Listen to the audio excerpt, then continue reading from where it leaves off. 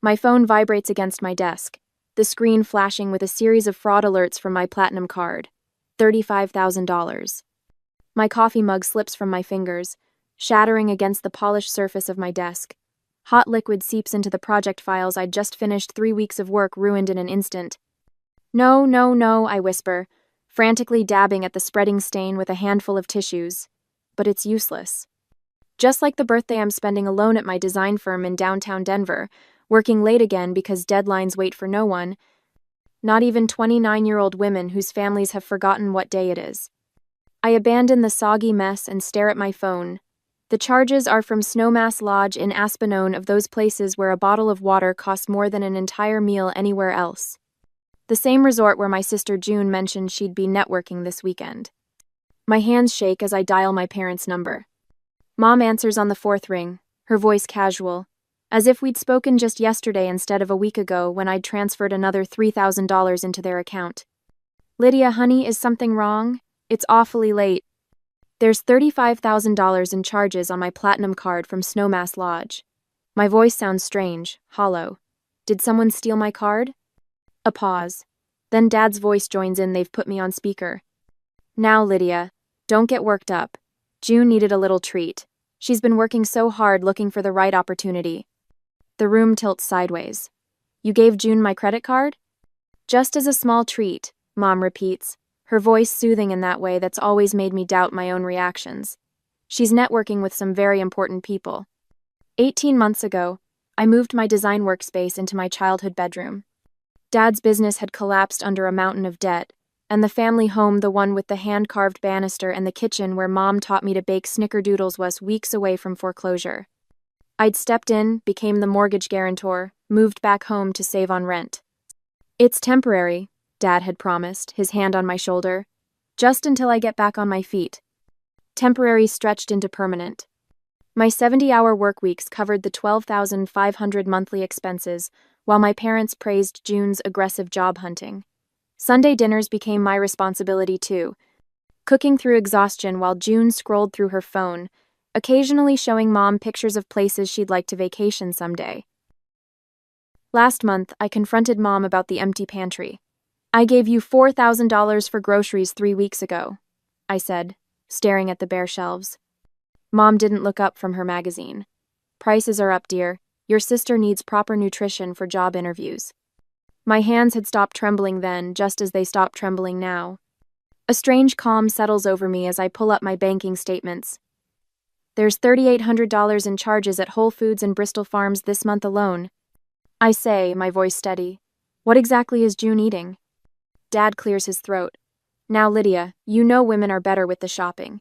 Your mother handles all that. The unspoken implication hangs in the air. Don't question. Don't look too closely. Don't disrupt our comfortable arrangement.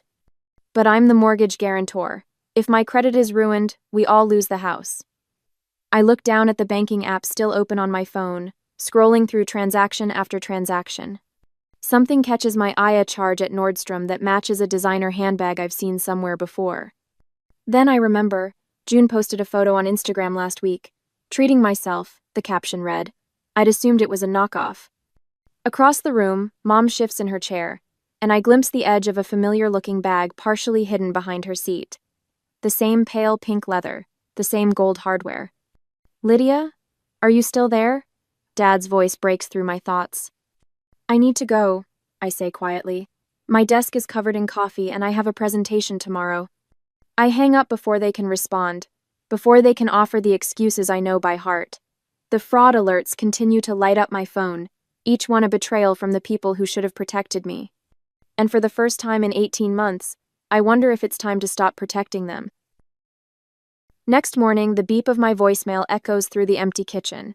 It's 5:30 a.m., and I've been awake since 3, my mind racing with numbers and betrayal. I press play, expecting another creditor hunting Dad's unpaid bills. Instead, June's voice fills the room. Mom, I need the platinum card before Lydia changes the PIN again. The limit should cover the full weekend at Snowmass. My stomach lurches. I grab the counter, knuckles white against the marble. Don't worry about her finding out. June continues, laughter bubbling through her words. She never checks the statements until the end of the month. By then, I'll have made some connections that could really help all of us. Dad's voice rumbles in the background. Tell her we'll leave it in the usual spot. I sink onto the bottom stair, the cold wood pressing against my thighs. The nausea intensifies as June adds, remember last time she freaked about the Nordstrom charges? God, she acts like we're stealing, as if she doesn't owe us after everything you guys did raising her. Mom's voice clearer now. She's always been so uptight about money. Not like you, sweetheart. The message ends. My hand trembles as I press play on the next one, recorded just 2 days ago. Got the card, June says. The room is amazing. You guys should see the view of the mountains from here. The betrayal wraps around my chest like a vice. Not a mistake, not an impulse. A coordinated plan by all three of them. When I confront them 3 hours later, they're already waiting at the kitchen table. June's voice emerges from Dad's phone on speaker, the tinny sound of her ordering room service in the background.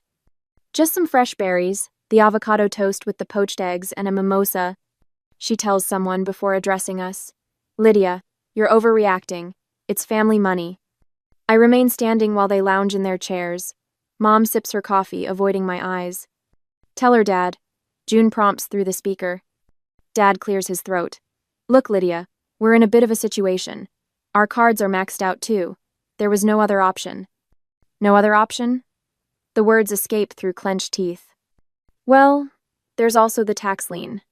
Dad adjusts his reading glasses, a nervous tell I recognize from childhood. I meant to tell you.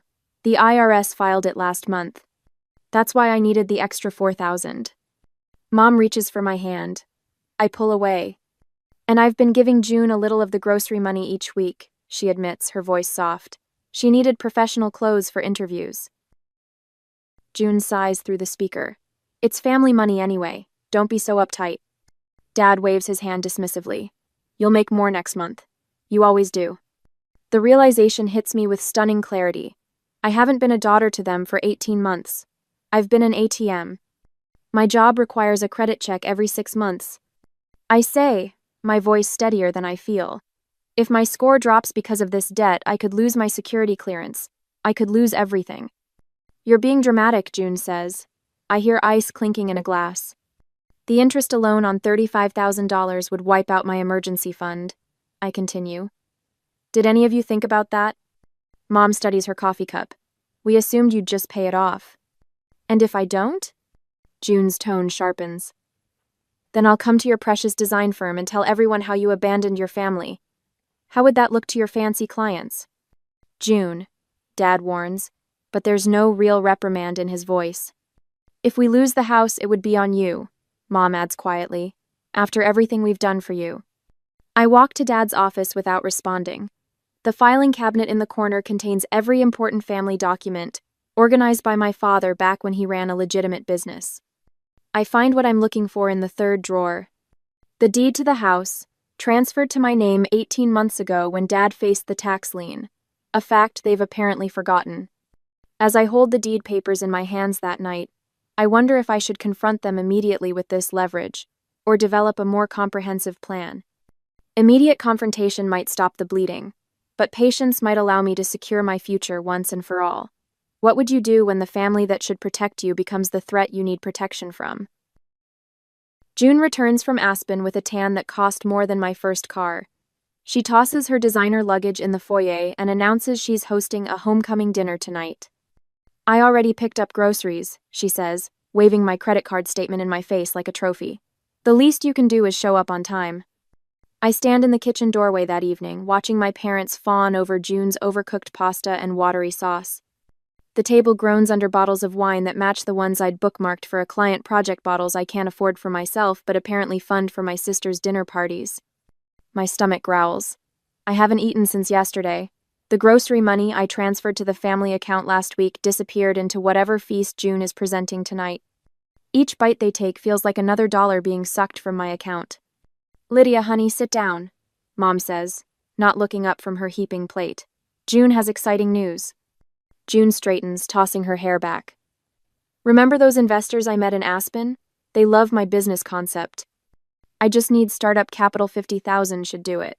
She turns to me with a smile that doesn't reach her eyes. We all know who has the deepest pockets in this family. Dad nods enthusiastically. This could be the opportunity that turns everything around for us. Us. Not me. Never me. Oh, and I borrowed your laptop to finalize my business plan, June adds casually. Hope you don't mind. I find them in my office the next morning. Papers scattered across my desk, drawers hanging open, my laptop nowhere to be seen. The lock I installed last week has been pried off, wood splintered around the doorframe. That night, I stare at my bedroom ceiling until 3 a.m., heart pounding every time a floorboard creaks. By dawn, I've moved my passport, birth certificate, and the house deed to a lockbox in my car trunk. The irony doesn't escape me. I'm hiding my possessions in my own home. When my work presentation falls flat the next day, my boss pulls me aside. Lydia, is everything all right? You look exhausted. Before I can answer, my phone vibrates another creditor calling about my father's unpaid medical bills. I silence it with trembling fingers. Just a rough night, I lie. At the financial advisor's office later that day, I spread out 3 months of bank statements while she reviews the spreadsheet I've created. Every unauthorized charge, every borrowed dollar meticulously documented. These patterns constitute financial abuse, she says gently. You understand that, right? I nod, my throat tight. That evening, I hide my phone behind a potted plant, recording as my parents and June discuss accessing my 401k just temporarily for June's business venture. I tell myself this evidence might be necessary someday, but the truth burns in my chest. I'm preparing for war against my own family. Between meetings the next day, I check my email and find a message from Great Aunt Delilah in Santa Fe. The subject line reads simply, "When you're ready." Your grandfather always said, "The strength to say no is worth more than the money to say yes." I have staff housing above my bistro. Call me when you're ready. That evening, I find Dad in his workshop, sanding a coffee table that looks identical to the 3 others gathering dust in the corner. No one wants handcrafted furniture when IKEA exists, but he refuses to adapt his business model just like he refuses to acknowledge reality in every other aspect of his life. Dad, we need to talk about the credit cards. He doesn't look up. Family supports each other no matter what. That's what makes us family. The words hit a switch inside me, illuminating years of manipulation. Support goes both ways, I say, my voice steadier than I expected. What I've been giving isn't support, it's surrender. His sander stills. What's that supposed to mean? It means I know about the quitclaim deed. His face pales as he sets down his tools. That was just a temporary legal maneuver, to protect us from the tax lien. To protect you? I correct him. And now it protects me. In that moment, standing among the sawdust and failed projects, I realize my worth isn't measured by what I provide to my family. It never was. Later that night, Aunt Delilah emails detailed employment contracts for all 3 family member server positions at her bistro, with staff housing included. Her terms are clear.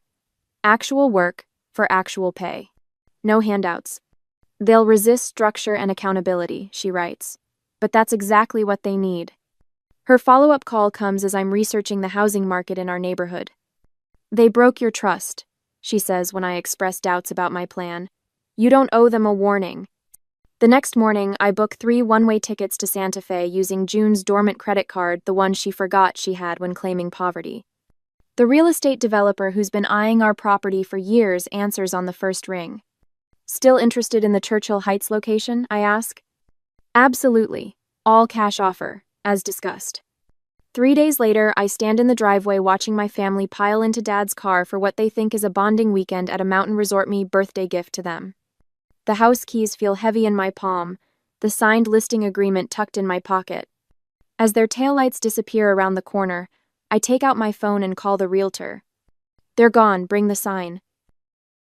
Later that day, the house feels different with them gone. Quieter, certainly, but there's something else, an absence of weight I hadn't realized I'd been carrying. I move through each room with purpose, my footsteps echoing against hardwood floors that have supported 3 generations of Carringtons. In my childhood bedroom, the one I'd surrendered to my design business 18 months ago, I pull open drawers and methodically remove my possessions. Each item goes into labeled boxes: clothing, design materials, personal. My phone buzzes with texts from June asking if I've seen her favorite scarf. I silence it without responding. The vintage roll-top desk that once belonged to my grandfather yields old bank statements and receipts. I photograph each one, creating a digital record of my financial history with the family. When I find the jewelry box containing my grandmother's pearl earrings, the ones Mom borrowed last Christmas, I secure it in my purse rather than the moving boxes. By noon, I've changed the locks. The locksmith raises an eyebrow when I explain the situation. Family troubles? He asks, handing me the new keys. Family solutions, I correct him. While he's still loading his tools into his van, my phone rings. It's Sandra, the realtor I contacted yesterday. Lydia, you won't believe this. I've already received a full-price offer. The developer I mentioned, they're prepared to close within the week, all cash. My hand tightens around the phone. That's faster than I expected. Cash offers move quickly. They're eager to break ground on that new complex. Should I tell them you need more time? I look around at the half-packed boxes, at the framed family photo still hanging crookedly in the hallway, my father's arm around June's shoulders, my mother smiling at them both while I stand slightly apart. Always the observer. Number fast is good. 2 hours later, I'm sitting across from Teresa Blackwell, the attorney I found through Aunt Delilah's network. She reviews the quitclaim deed, nodding as she flips through the pages. This is ironclad, Miss Carrington. Your father transferred complete ownership to you. There's no provision for reversion or co-ownership. And the sale? With this deed and your documentation, you're within your legal rights to sell without their consent. She removes her glasses. Though I should advise you that family real estate transactions often lead to litigation? Let them try. I slide the folder of recorded conversations across her desk. I have June on tape admitting to credit card fraud. Teresa's eyebrows rise slightly the closest she comes to showing surprise. That should be quite persuasive. I'll contact the developer's legal team today. Back at the house, I'm wrapping grandmother's china when my phone vibrates. June's name flashes on the screen. Against my better judgment, I answer. We need another $2,000, she announces without preamble. Santa Fe is more expensive than we thought, and Dad found this amazing local artist who… Number. The silence on the other end lasts 3 full seconds. What do you mean, no? It's just 2,000. You make that in what, a week? I'm not sending more money, June. Fine, whatever. I'll just use your card again. We all know where you keep the… I've canceled all my cards and opened new accounts. You won't find them in my desk drawer anymore. Her laugh has a brittle edge. You act like this is some big secret. Mom and Dad have been using your cards for months. It's family money. The recorder app on my laptop blinks red as it captures every word. Is that why you charged $35,000 at Snowmass Lodge? Oh, please, like you couldn't afford it. Besides, that's what family does. We take care of each other. By committing fraud? Another pause. You wouldn't dare call it that. If you even think about making trouble, I'll contest any crazy thing you might be planning. Dad says the house is still technically family property regardless of some stupid paper he signed. I end the call and immediately send the recording to her email with a single line. Legal definition of admission of guilt. Within minutes, my parents' number lights up my phone. 5 missed calls. 7 text messages, each more frantic than the last. What have you done? June is hysterical. We need to talk about this as a family. Your father never meant to sign over the house completely. Did you know about the investment account? Lydia, Eleanor Carrington, answer your phone right now. We can explain everything. I silence the phone and return to packing. The movers arrive tomorrow. Later that evening, as I'm labeling the last box of kitchen items, my attorney calls. The developer has agreed to the expedited closing. We can have funds transferred by Friday. She pauses. They've asked if your family will need a grace period to vacate the property. The question catches me off guard. Would mercy now invite future manipulation, or would a clean break without compromise finally teach them the lesson they needed to learn? I think of June's casual admission about the credit cards, of Dad's dismissal of my concerns, of Mom hiding designer bags behind chairs while pleading poverty. No grace period, I decide, but I have made other arrangements. After hanging up, I call Aunt Delilah. It's happening faster than expected, I tell her. Can your offer of housing still stand? The apartments above the bistro are ready whenever they are, she says. And I've drawn up employment contracts for all 3 of them. Real work, real wages. They won't like that. They don't have to like it. They just have to decide if pride is worth homelessness. Her voice softens. How are you holding up, sweetheart? Better than expected. My boss has approved remote work for the next month while I transition. And the house? Closing Friday. 1.65 million, all transferred to my new account. We talk a while longer about practical matters, furniture storage, mail forwarding, the movers coming tomorrow. As we're about to hang up, my phone beeps with an incoming call. That's Mom, I say, checking the screen. Are you going to answer? Not tonight. After we disconnect, I listen to the voicemail. Mom's voice sounds different, smaller, without its usual confident edge. Lydia, please call me back. Just me, not your father or June. A shaky breath. I know I've been. I should have stopped your sister years ago. I just didn't know how. Another pause. Whatever you're planning, please just talk to me first. Outside, the moving truck pulls into the driveway. The neighbors across the street stand on their porch, watching openly now. Mrs. Grayson, who has lived there for 30 years, waves tentatively. I wave back, then turn to face the house that will soon have a sold sign on its lawn. Tomorrow, my family returns, expecting everything to be exactly as they left it. They have no idea what awaits them. When my family returned from their trip, they immediately called me to the house. My rental car pulls up to the curb in front of what was once my childhood home. The large SOD sign dominates the front lawn where my father's prized hydrangeas used to bloom. My family stands huddled near the front porch, their suitcases scattered around them like abandoned life rafts. My phone vibrates against the console. Dad again. Lydia, sweetheart, there's been a misunderstanding with the house. Call us immediately. I step out of the car clutching a manila envelope. The weight of it feels substantial in my hands. 18 months of evidence, all neatly organized. Mom spots me first. Her face crumples into the theatrical sob I've seen countless times, usually when she wants something expensive. How could you do this to your own family? Her voice carries across the lawn, designed to draw attention from the neighbors peeking through their blinds. June stands with her arms crossed, designer sunglasses hiding her eyes but not the tight line of her mouth. We need to talk now. Her voice lacks its usual breezy confidence. Dad steps forward, hands raised in a placating gesture that once made me feel safe. Lydia, listen. We can negotiate here. This house, there was a family understanding about ownership. Understanding? I keep my voice level. You tricked me into signing that quitclaim deed, he says, his voice dropping to a conspiratorial whisper. I never would have signed if I knew you'd pull something like this. Something like what? Protecting my assets? June steps forward. Look, I know things got a little out of hand with the credit card, but we'll pay you back when my business takes off. My Aspen connections are solid. My mother nods eagerly. Just a few more months, sweetheart. Your father has prospects. The same promises, recycled endlessly like the birthday cards they regift to me each year with the wrong age. I open the manila envelope and pull out the first document. This is the original quitclaim deed you signed 18 months ago, Dad. Your signature, witnessed by your own attorney. I place it on the hood of my car and add another paper. This is a transcript of June's voicemail to you both, planning to use my credit card before she changes the PIN again. My father's face pales. I continue laying out documents one by one. Bank statements showing $3,800 in grocery charges when the pantry remained empty. Credit card bills with June's Aspen charges highlighted. Tax lien notices you hid from me while I paid the mortgage. Now, Lydia, my father starts, but his voice lacks conviction. The house sale is final.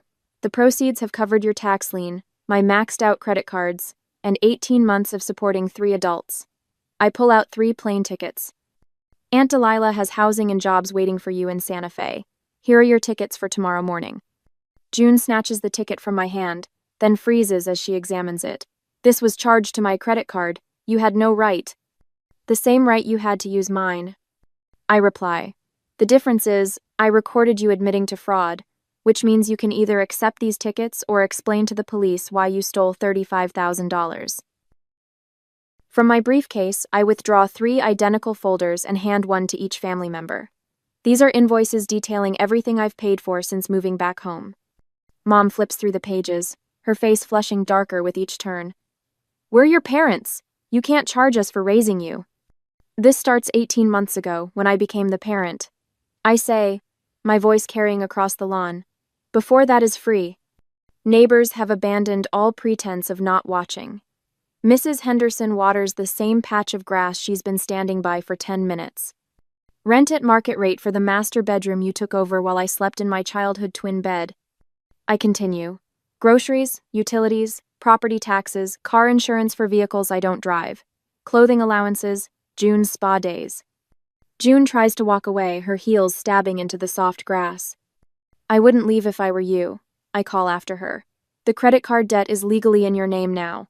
I have the transfer documentation right here. She stops, her shoulders rigid. You have two choices? I say, gesturing toward the tickets on the hood of my car. Accept Aunt Delilah's offer or figure it out yourselves, but you won't be figuring it out with my money anymore. Dad looks at Mom, a silent communication passing between them. For the first time, I recognize it for what it is, not the romantic telepathy I once imagined, but the conniving of co-conspirators. I slide back into my car and watch through the windshield as reality settles over them. Their voices rise in argument, Mom pointing at June shoving Dad's shoulder when he tries to calm her. My phone buzzes with a text from a friend who works at the local bank. Quentin and Margot just got rejected for a personal loan. Third bank this morning. The moving truck that contains what little I salvaged from my childhood pulls away from the curb. I watch my family in the rearview mirror, still huddled on the lawn, still arguing about whose fault this is. No one waves goodbye. As I drive toward my new downtown loft, the weight on my shoulders lifts for the first time in 18 months. The invoice has been delivered. Payment, in one form or another, will finally be collected.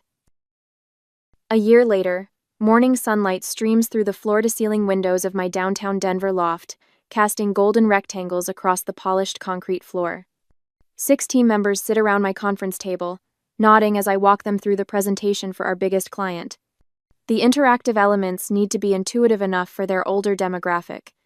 I say, swiping through mock-ups on the wall-mounted screen, let's revise the navigation once more before Thursday's pitch. My phone buzzes on the table. 4 times in rapid succession. A year ago, I would have lunged for it, heart racing, wondering what family crisis needed my immediate attention. Today, I glance at it briefly, note the bank notification icon, and turn back to my team. Danny, can you walk us through the user testing results? My phone remains face down. Do not disturb engaged during working hours. The framed poster behind my desk catches the morning light. Generosity without boundaries isn't kindness, it's self-neglect. Beside it hangs my Innovation and User Experience Award from last month for the project that had once been coffee-stained and delayed by family demands. After the meeting disperses, I check my notifications. A fraud alert from my credit card company, $2,400, charged at an electronics store in Phoenix. I settle into my ergonomic chair and methodically report the fraudulent charges, request a replacement card, and document the case number in my financial spreadsheet. No racing pulse, no shattered coffee mugs. Just a minor inconvenience to be handled between client calls. Lydia? Mark from the marketing team leans against my doorframe. I hate to ask, but I'm in a bind with the Davidson proposal. Could you front me the deposit for the focus group facility? Just this once? The company card is maxed from that conference last week. I meet his eyes, noting the casual expectation in his tone. The company has an established process for expense advances. Paula in accounting can help you submit the request form. But that takes 3 days and I need it today. Then you should have planned accordingly. The words come easily now, without guilt or second guessing. I'd be happy to help you prioritize the timeline if the focus group needs rescheduling. He blinks, surprised at the boundary, then nods. Yeah, okay, thanks anyway. I recognize entitlement so quickly now, spotting the familiar patterns in colleagues, clients, even potential dates. The clarity feels like a superpower. Saturday afternoon finds me at Aunt Delilah's Bistro in Santa Fe. Through the kitchen window, I spot my father expediting orders while my mother arranges fresh flowers on the tables. June emerges from the back, carrying trays with practiced efficiency. Later, Delilah and I share dinner on her apartment balcony overlooking the plaza. She raises her wine glass to drawing lines in the sand and standing behind them. I clink my glass against hers, savoring the cool Chardonnay. I couldn't have done it without you. Nonsense. Delilah's eyes crinkle at the corners. Your grandfather would have done exactly the same thing. That backbone of yours is pure Carrington steel. When I return to Denver on Sunday, a certified letter waits in my mailbox. Inside is an envelope containing $4,000 in crisp hundreds and a handwritten note from June. Lydia, this is this month's payment. I'll send the same amount monthly until it's repaid. You were right. Real respect comes from earning your way, not taking someone else's. Mom and Dad started counseling last week. Things are different here. Maybe someday they will be between us too. June. I carry the cash to my home office and add it to my future home fund rather than depositing it into my checking account. As I file June's first repayment, I wonder if some relationships can only heal after they're broken completely and rebuilt from scratch. Is it better to forgive family who've hurt you once they've faced consequences? Or is maintaining distance the only way to ensure the cycle doesn't begin again?